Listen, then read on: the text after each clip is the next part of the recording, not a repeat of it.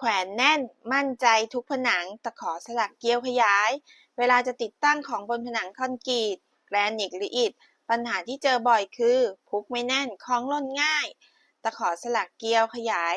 ช่วยแก้ปัญหานี้ได้ด้วยการยึดแน่นกับผนังทุกครั้งที่ขันแขวนของได้มั่นใจไม่ขยับไม่หลุดง่ายเหมาะสำหรับงานแขวนที่ต้องการความแข็งแรงและปลอดภัยให้คุณจัดการทุกงานติดตั้งได้แบบสบายใจถูกใจกดดูรีวิวสั่งซื้อที่ตะกร้าได้เลยค่ะ